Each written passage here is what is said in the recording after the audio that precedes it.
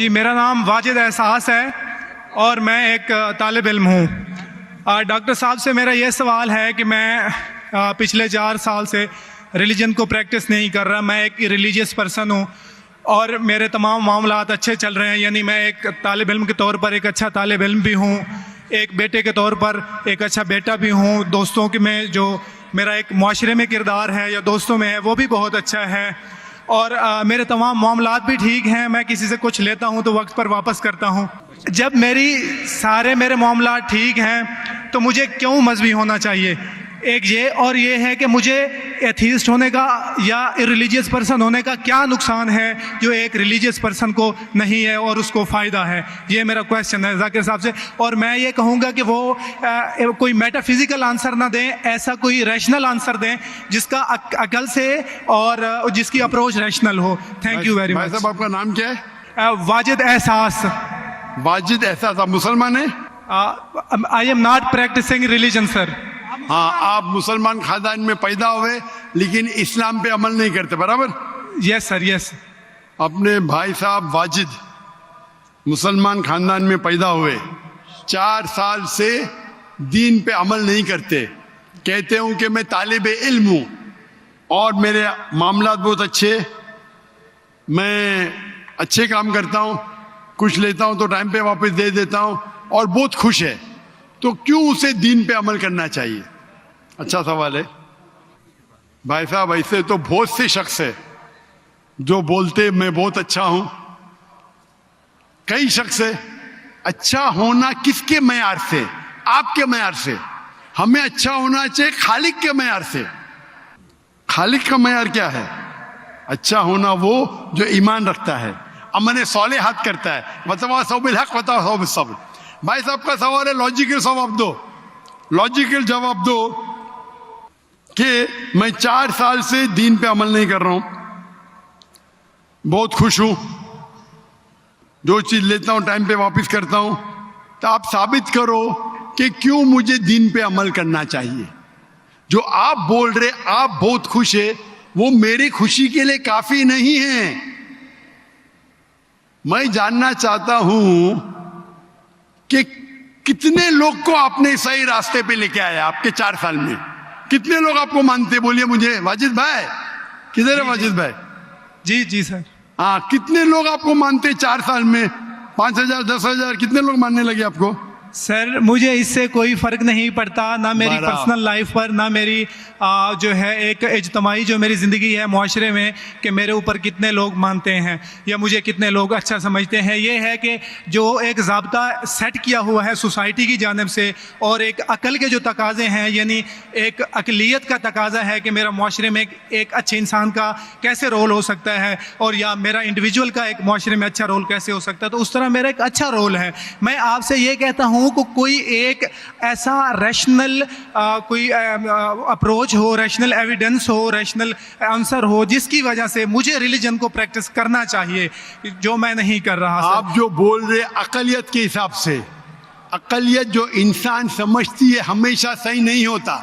आपको पता है, पहले दुनिया लोग समझते चपटी है। सैकड़ों साल, हजारों साल पहले लोग समझते थे दुनिया चपटी है। जी सर, बिल्कुल ये है कि अब एवोल्यूशन हो रही है। भाई साहब अभी आपका सवाल खत्म हो गया, मेरा जवाब सुनिए आप। जी जी जी। ये डिबेटिंग सेशन नहीं है, समझे आप? ये रैशनल आप समझते नहीं। जब सिंपल समझ नहीं सकते आप बोलते आप बहुत एकदम क्या बोलते कंटेंट है। आप इतना नहीं समझ सकते क्या कंटेंट है। आपको सवाल देने का मौका दिया गया, अभी मेरा जवाब सुनिए।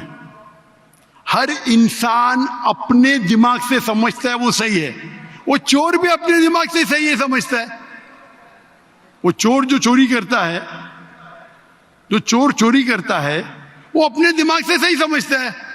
आप मुझे एक पॉइंट बताओ। एक चोर है, मान लो मैं चोर हूं, मैं चोरी करता हूं, करोड़ों रुपये लोग की चोरी करता हूं। आप एक रैशनल पॉइंट बताओ कि मैं गलत हूं और मैं चोरी छोड़ दूंगा। एक। चलो भाई साहब वाजिद भाई जवाब दो। मैं दुनिया का सबसे बड़ा चोर हूं, करोड़ों रुपये चोरी करता हूं। आप एक रैशनल पॉइंट बताओ कि मैं गलत हूं और चोरी छोड़ दूंगा।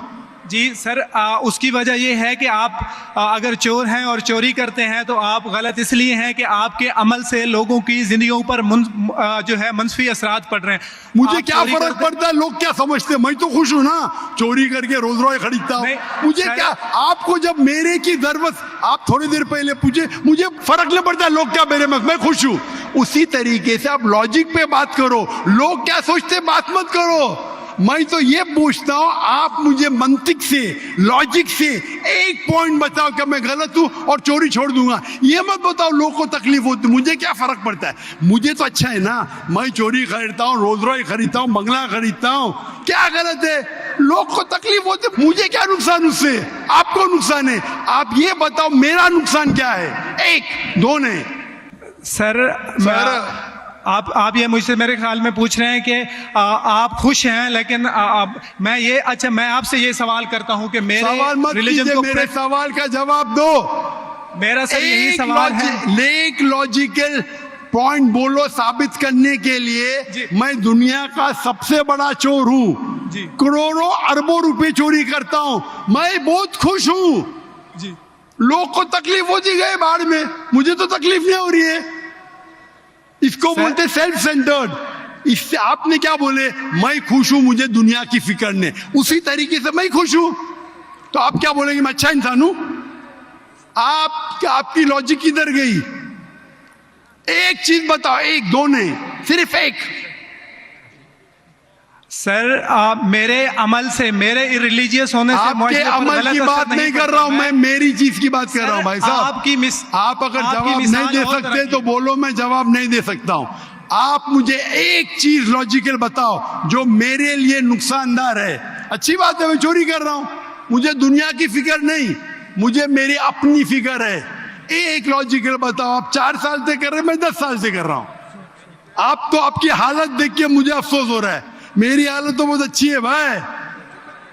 मेरे पास अरबों रुपए का घर है, अरबों रुपए की गाड़ी है मेरे पास, नौकर चाकर है।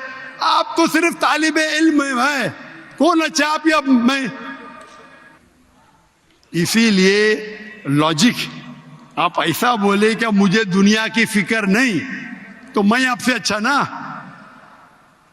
अगर दुनिया की फिक्र है और मंतिक से सोचो जो जवाब है, नहीं मुझे बाकी लोग की फिक्र है, मैं खुश हूं, तो हर गलत आदमी बोलेगा मैं खुश हूं, आपके पास जवाब ही नहीं रहेगा जैसे आप बोल रहे।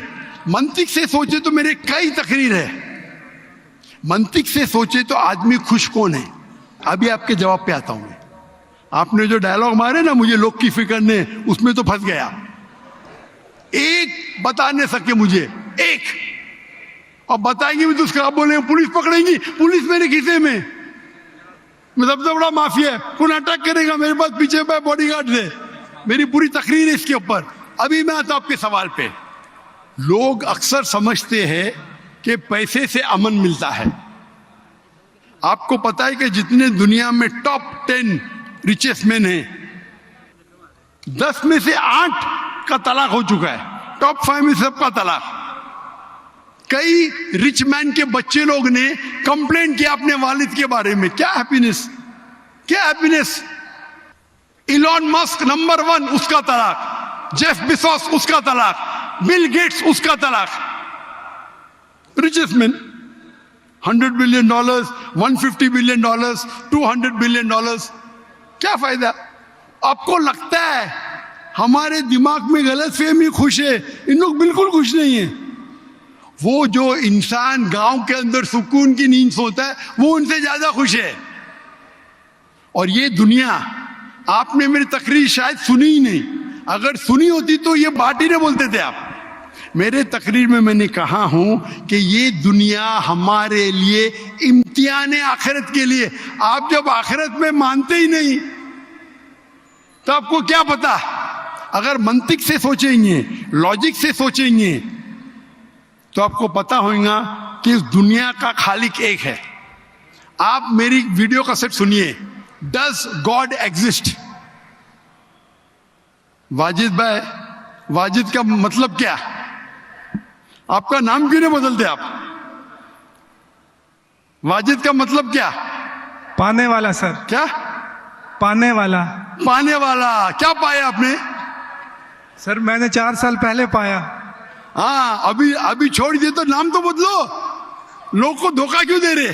सर ये मेरी सोसाइटी से मुनासबत रखता है, लेकिन आपने मेरे सवाल का जवाब नहीं दिया सर। एटमोस्ट रिस्पेक्ट के साथ सर, वही तो बोल रहा हूं मैं ना, मेरे सवाल का जवाब के लिए मेरे तकरीर सुनो। Does God exist? सर वो एक और सुनिए सुनिए सुनिए सुनिए सुनिए, नहीं जा रहा। ये बहस नहीं हो रही है, आपका सवाल खत्म हो, जवाब दे रहा हूं मैं। आप ये मानने के लिए डज गॉड एग्जिस्ट, जो लोग खुदा में नहीं मानते वो साबित ही नहीं कर सकते चोर गलत है। अभी मैं आपको साबित करता हूं, जो लोग, आप कुछ भी बोलो, आप बड़े चोर है, आपको पुलिस पकड़ेंगे, पुलिस मेरे खीसे में, आपकी कोई दूसरी चोरी करेंगे, आपका चोरी कोई कर नहीं सकता, मेरे पास बहुत बड़ी गार्ड है। सिर्फ एक ही लॉजिक से आप उस चोर को गलत साबित कर सकते हैं। अगर मैं मुसलमान हूं और मुझे कोई चोर कहता है कि मैं सबसे बड़ा चोर हूं, मैं खुश हूं, मुझे एक लॉजिक बताओ कि गलत है और मैं छोड़ दूंगा। मैं उससे पूछूंगा, अगर तुम्हारे साथ कोई नाइंसाफी होगी तो आप चाहेंगे कि इंसाफ हो? भले आपके साथ कोई चोरी नहीं कर सकता, मान लो, लेकिन आपके मां के साथ किसने गलत हरकत की है, आप नहीं चाहेंगे कि उसको सजा मिले? आपके बहन के साथ कोई गलत हरकत करता है, आप नहीं चाहेंगे उसके साथ सजा हो? ये दुनिया में आप मिसाल लो हिटलर की। हिटलर ने 6 मिलियन 60 लाख लोगों का कत्ल किया। आपकी पुलिस अगर हिटलर को पकड़ेंगी क्या सजा दे सकती है? मैक्सिमम उसको जला सकती है, एक के बदले एक। 59 लाख 5,999,000 अब भी उस पर अदल्य होता है। आप अगर हिसाब किताब करेंगे तो इनजस्टिस है। आप हिटलर को पकड़ेंगे, आपकी लॉजिक क्या सजा दे सकती है उसको? बोलो, क्या सजा दे सकती है? मान लो हिटलर को आपने पकड़ा, उसने 60 लाख लोग को जिंदा जलाया, आपकी लॉजिक क्या कहती है? क्या सजा मिल सकती है उसको? बोलो बोलो वाजिद भाई। सर आप मेरा सवाल का दो, हिटलर को आज पकड़ेंगे, आपकी लॉजिक क्या सजा दे सकती है उसको? सर जो भी कानून के दायरे में उसे सजा दी जाएगी। हिटलर का अमल और है, मेरे सवाल का उससे ताल्लुक नहीं अरे है। मेरे सवाल का जवाब देंगे तो आपको मालूम पड़ जाएगा। मेरा सवाल ये है, आप लॉजिक आदमी है ना, अगर हिटलर को पकड़ेंगे तो उसको सजा मिलना चाहिए ना दुनिया में? जी, जो एक स्टेट ने तय की है कातिल की, वो उसे सजा मिलनी चाहिए। एक कत्ल के मतलब एक, बाकी जो 5 मिलियन का क्या हिसाब? अन्य जस्टिस नहीं है, बराबर? आपको मानना पड़ेगा, अगर पुलिस हिटलर को पकड़ती थी, उसको मौत देती थी, ये जस्टिस है क्या? नहीं जस्टिस है, नहीं जस्टिस है। आपके हिसाब से 1 = 6 मिलियन, आपका मैथ्स बहुत वीक है।